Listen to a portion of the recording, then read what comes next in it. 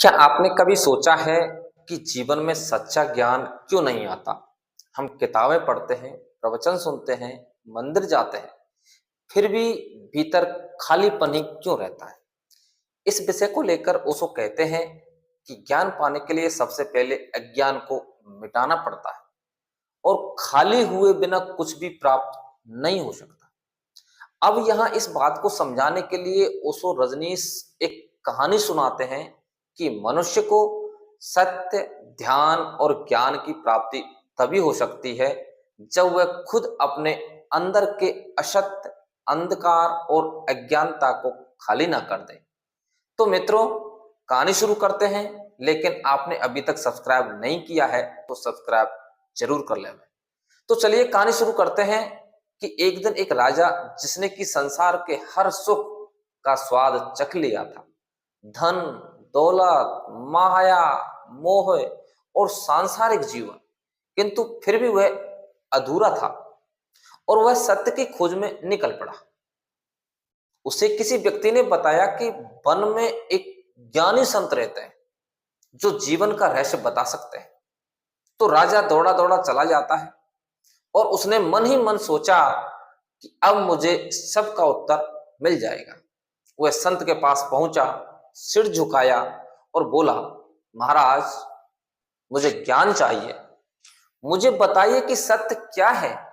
राजा की यह बात सुनकर संत मुस्कुराए और बोले, राजन, आप पहले यह बताओ कि क्या तुम खाली होकर आए हो? राजा बोला, महाराज, मैं तो खाली ही आया हूं। तो संत ने कहा, अच्छा ठीक है, तो चलो पहले चलकर चाय पीते हैं। संत ने चाय बनाई, प्याला उठाया और उसमें चाय डालने लगे। प्याला चाय से भर गया, फिर भी वे चाय डालते रहे। तभी राजा बोला, महाराज, अब इस कप में और चाय मत डालिए, क्योंकि चाय का प्याला तो भर गया है, अब और चाय उसमें नहीं आ सकती। ये शब्द सुनकर संत मुस्कुराए और बोले, यही तो मैं कहना चाहता हूं राजन, तुम्हारा मन भी इसी प्याले की तरह भरा हुआ है, अहंकार से, मान सम्मान से, अपने पुराने ज्ञान से। जब तक आपका यह मन खाली नहीं होगा, सत्य की एक बूंद भी इसमें नहीं समा सकती। सत्य को पाने के लिए तुम्हें खाली होना पड़ेगा, क्योंकि सत्य दिया नहीं जा सकता। सत्य तो मन के भीतर उतरता है, लेकिन जब तुम खाली होते हैं तो दोस्तों, उस वक्त अक्सर कहते थे कि लोग मंदिर जाते हैं, किताबें पढ़ते हैं, ध्यान करने बैठते हैं, लेकिन उनके भीतर एक हलचल रहती है और वो भीतर का सुर कहता है कि मैं कुछ जानना चाहता हूं, मुझे कुछ पाना है, मुझे ज्ञान चाहिए। यही सबसे बड़ा अवरोध है। ओशो कहते हैं कि जब तुम यह भी छोड़ दो कि तुम्हें कुछ पाना है, तो वह सच्ची प्राप्ति हो सकती है। ओशो एक और प्रसंग सुनाते थे कि एक शिष्य रोज आकर गुरु से पूछता था कि महाराज, मुझे ध्यान करना सिखाइए। गुरु रोज मुस्कुराकर कहते, कल आना। ऐसे करते करते कई दिन बीत गए। शिष्य अधीर हो गया और एक दिन बोला, महाराज, मैं कब सीखूंगा ध्यान और ज्ञान? गुरु बोले, जब तुम सवाल पूछना बंद कर दोगे, तब तुम अपने आप ध्यान और ज्ञान में बैठ जाओगे। क्योंकि ध्यान कोई क्रिया नहीं है, ध्यान एक स्थिति है और वह तब आती है जब भीतर कुछ भी शेष नहीं रहता। ओशो कहते हैं, जब मन खाली होता है तब सत्य भीतर उतरता है और मन जितना भरा हुआ है उतना ही भारी है, मन जितना खाली है उतना ही हल्का है, उतना ही जीवंत है।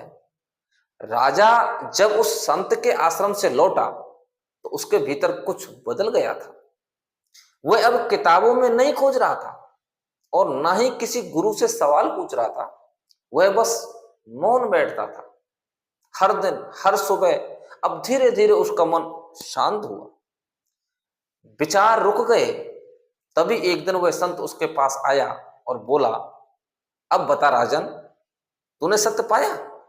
राजा मुस्कुराया और बोला, हाँ महाराज, अब कुछ पूछने को बचा ही नहीं। संत बोले, यही उत्तर है।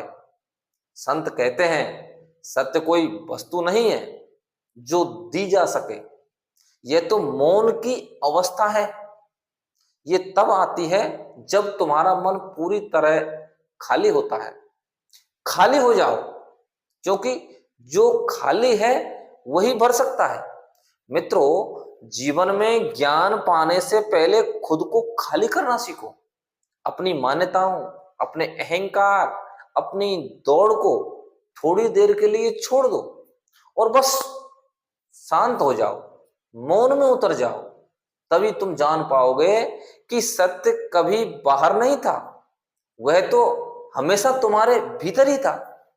खाली पात्र बनो, क्योंकि जो खाली है वही भगवान से भर सकता है। धन्यवाद।